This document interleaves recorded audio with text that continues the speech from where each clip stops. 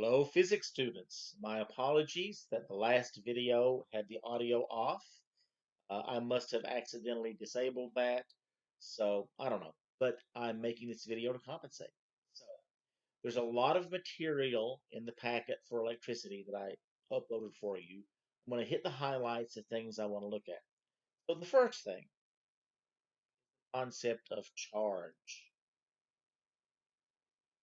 Charge is a fundamental property.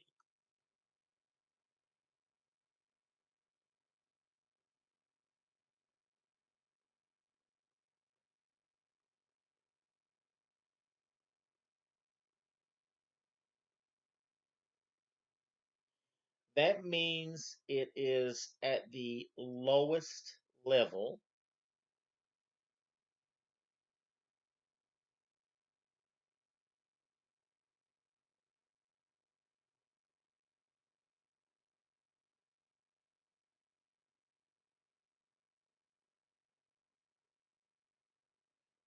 Lowest level when you break things down. That's a very informal way of saying it. Let me give you an analogy. What do I mean by that? Well, you might have a book. What is the book made up of? The book is made up of chapters. So you say book is the highest level. Book breaks up into chapters. And the chapters contain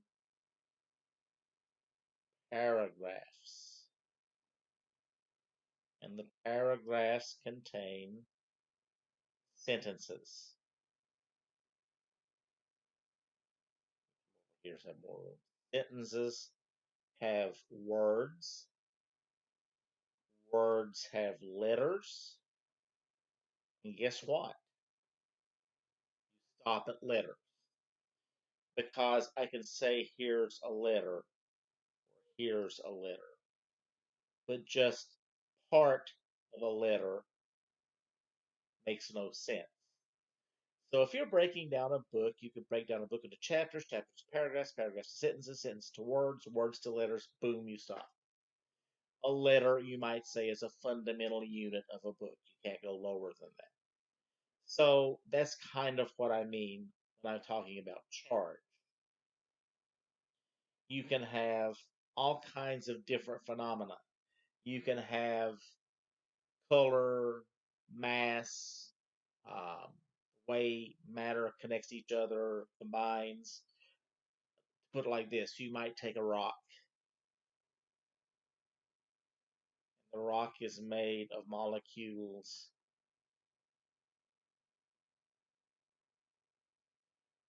Molecules are made of atoms.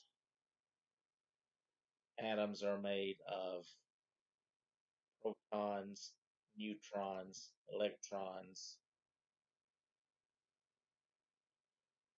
Protons and neutrons break down to quarks. The electrons stay as they are.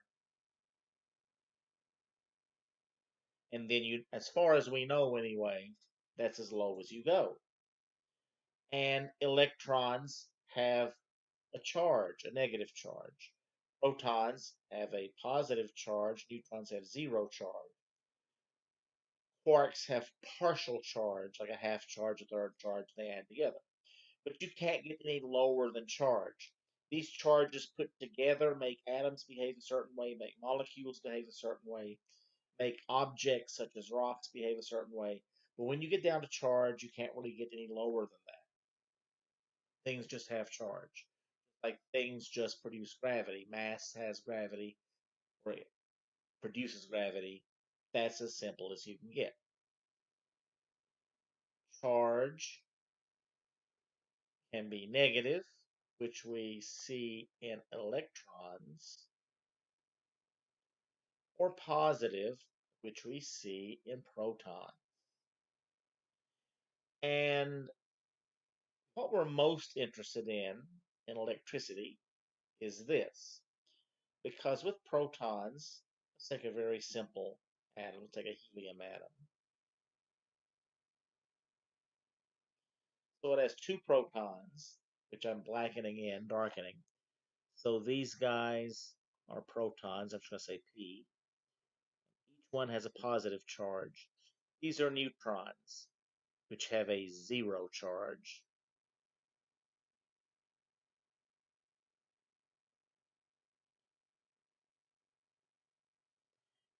The typical dad joke on this is a neutron walks into a bar and orders something to drink, and the bartender brings it to him, and the neutron says, "How much?" And the bartender says, "For you, no charge." Okay. The electrons, which have negative charge, orbit the nucleus of the atom, which is the middle. The nucleus is where all the protons and neutrons are. The electrons orbit that. They don't really exactly orbit it. They make what they call an electron cloud, electron shell, but we won't go deep into it for that. Protons normally do not go just bounding about. They are almost always, in what we experience on Earth, bound together in nuclei. You do not see any loose protons. The only time you see loose protons, sometimes if you have a radioactive substance such as uranium, it will send off what we call alpha particles.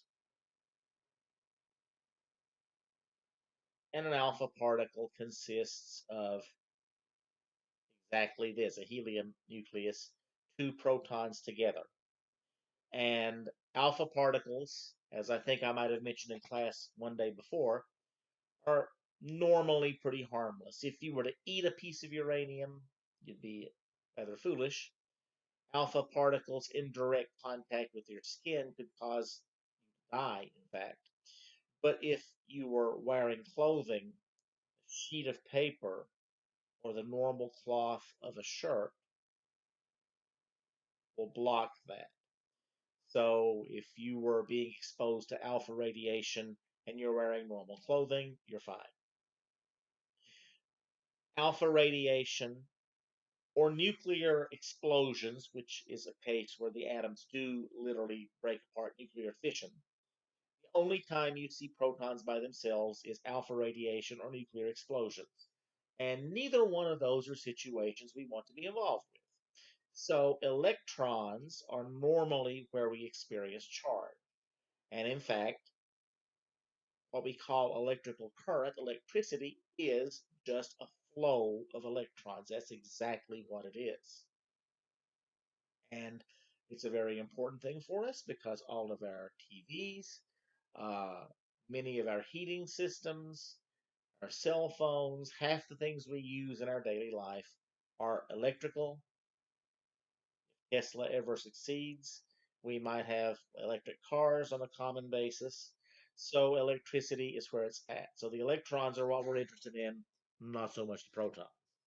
So the first thing I want to talk about is this specifically electronic thing is potential difference. What do I mean by that? Well,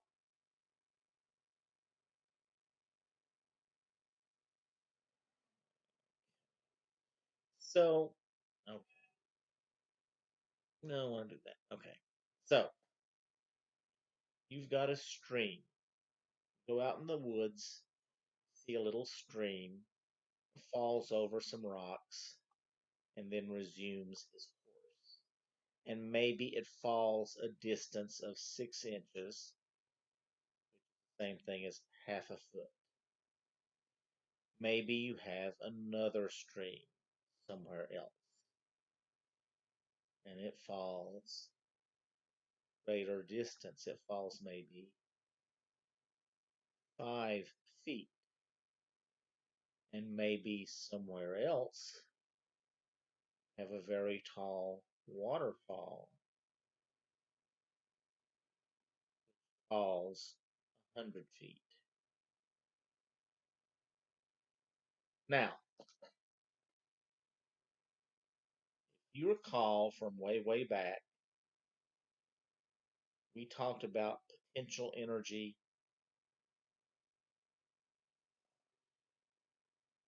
potential energy,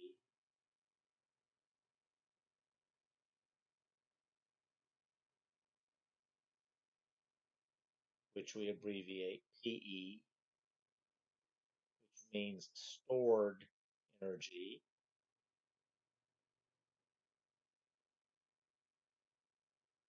or the ability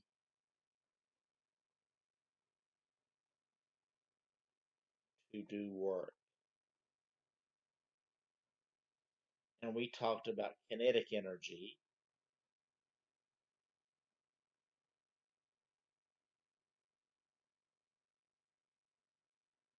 KE, which is actual work itself, or work in action, if you want to put it. So we talked about gravitational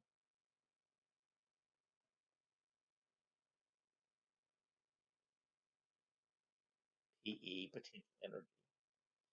If you have a rock that is so high above the ground, that rock has potential energy. If you throw that rock off the cliff or whatever it is it's on, that potential energy turns into kinetic energy. It turns into work in motion. And the example we used where we actually put this into work is if you have a cuckoo clock, there's the bird, which has little weights, has a pendulum. Pull the weights up and they slowly drop. The potential energy you give them by lifting them up higher turns into kinetic energy as they slowly fall, driving the motion of the clock and making the bird go cuckoo at a certain point. So, the same thing with water. The more, let me rephrase that, the higher the waterfall is, the greater a distance it falls from, the greater the potential energy and the greater the kinetic energy released when it drops. If I had this rock up only 1 meter, it would have much less potential energy than if I had it up 10 meters. When the weights have fallen way, way down on the clock, it's about to run out. There's not much potential energy left. You have to pull the chain, raise it again, and then you've restored energy to the system. So if I put a little water wheel in this 6-inch fall and hooked it up to a generator to make electricity, for a 6-inch waterfall, I'm not going to get much. I might get enough to charge a small battery at AAA or something. Probably that's about it. If I put it in a 5-foot tall waterfall, I'm going to get a lot more energy. And when you're getting to 100 feet or so, I might even be able to put a turbine in and make a hydroelectric generator and make quite a lot of energy. Niagara Falls is set up that way. There's many other places. Hoover Dam, I think, has a hydroelectric plant on it. There, the water's dammed and the waterfalls coming out are artificially made. But nevertheless, the idea is that water, when it falls from a height, there is a difference in height. And at the top of that, you have potential energy. And as it falls, it turns into kinetic. Now, you might say, Mr. Kraft, you've been talking about waterfalls and rocks and cuckoo clocks. What does this have to do with electricity? Okay, so waterfall, start with potential energy, it falls and turns into kinetic energy, and the greater the distance, the more the potential energy. So, have a battery. You have the positive pole and the negative pole. And this is where I do need to digress.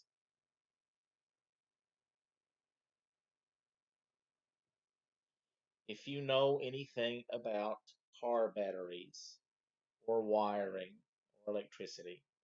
The positive pole is called the hot pole. That's where the power comes out.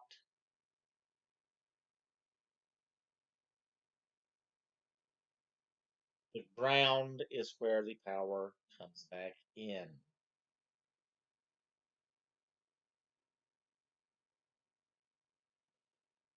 So if I took a wire and hooked it from here to there, this is the direction that the energy flows, positive to negative. What is this energy? It is a bunch of electrons. Well, electrons, we said, have a negative charge. So really, this here,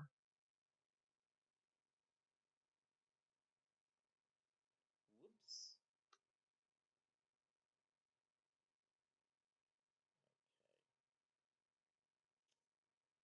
okay,